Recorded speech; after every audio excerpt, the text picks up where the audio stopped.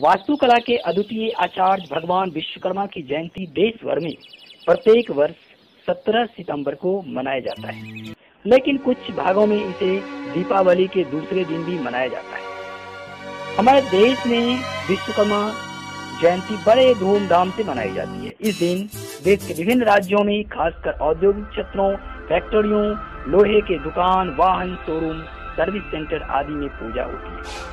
इस मौके पर मशीनों, औजारों की सफाई, रंग रोगन किया जाता है। इस दिन ज्यादातर कल कारखाने बंद रहती हैं और लोग हर्षोल्लास के साथ भगवान विश्वकर्मा की पूजा करते हैं। उत्तर प्रदेश, बिहार, पश्चिम बंगाल, कर्नाटक, दिल्ली आदि राज्यों में भगवान विश्वकर्मा की भव्य मूर्ति स्थापित की जाती है और उनकी आराधना की जाती है। कहा जाता है कि प्राचीन काल में जितनी राजधानियां थी प्राय सभी विश्वकर्मा की बनाई गई थी।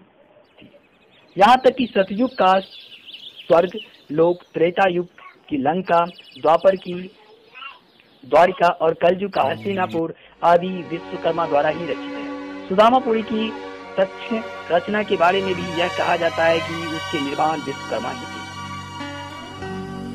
इससे यह आशय लगता है कि धन्य और सुख समृद्धि की अभिलाषा रखने वाले पुरुषों को भगवान विश्वकर्मा की पूजा अवश्य करनी चाहिए। यह मंगलदायी है।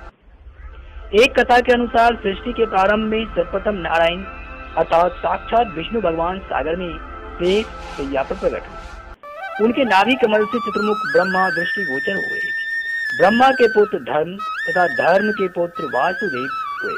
कहा जाता है कि धर्म की वस्तु नामक स्त्री से उत्पन्न वास्तु 7वें पुत्र थे, जो शिल्प शास्त्र के आदि प्रवर्तक थे। उन्हीं वासुदेव की अंगिरसी नामक पत्नी से विश्वकर्मा उत्पन्न हुए।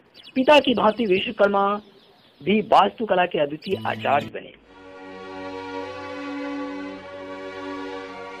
भगवान विश्वकर्मा की पूजा और यज्ञ विशेष विधि विधान से होता है। इसकी विधि यह है कि यज्ञकर्ता पत्नी सहित पूजा स्थान पर बैठे, इसके बाद विष्णु भगवान का ध्यान करे, तत्पश्चात हाथ में पुष्प अक्षत लेकर मंत्र पढ़े और चारों ओर अक्षत छिड़के।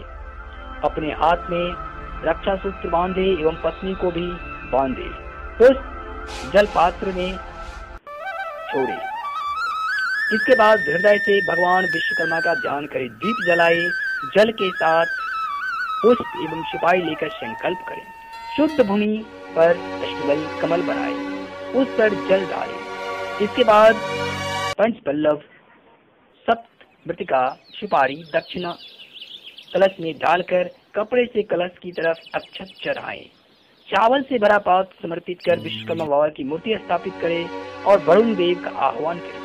पुष्प चढ़ाकर कहना चाहिए कि हे विश्वकर्मा जी, इस मूर्ति में विराजिए और मेरी पूजा स्वीकार कीजिए। इस प्रकार पूजन के बाद विविध प्रकार के औजारों और यंत्रों आदि की पूजा कर हवन यज्ञ करें। वेद उपनिषदों में है भगवान विश्वकर्मा के पूजन की गाथा।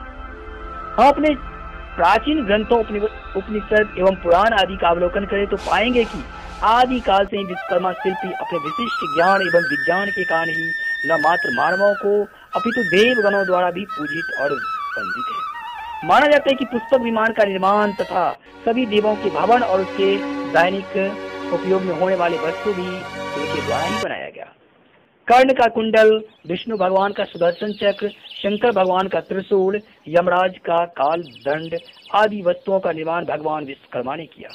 हमारे धर्म शास्त्रों और ग्रंथों में विश्वकर्मा के 5 स्वरूपों और अवतारों का वर्णन है। विराट विश्वकर्मा, धर्मवंशी विश्वकर्मा, अंगिरावंशी विश्वकर्मा, सुंदवा विश्वकर्मा, भृंगुवंशी विश्वकर्मा।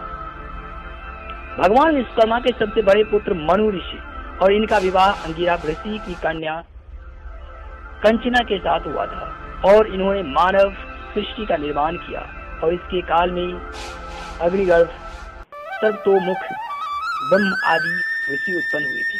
विश्वकर्मा वैदिक देवता के रूप में मान्य है, किंतु उनका पारंपरिक स्वरूप अलग प्रतीत होता है। आरंभिक काल से ही विश्वकर्मा के प्रति सम्मान का भाव रहा है। उनको गृहस्थ जैसे संस्था के लिए आवश्यक सुविधाओं का निर्माता और प्रवर्तक माना गया है। वह सृष्टि के प्रथम सूत्रधार कहे गए।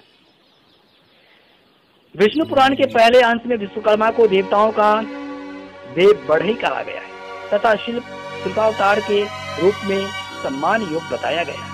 यही मान्यता अनेक पुराणों में आई है, जबकि शिल्प के ग्रंथों में वह सृष्टिकर्ता भी कहे गए हैं।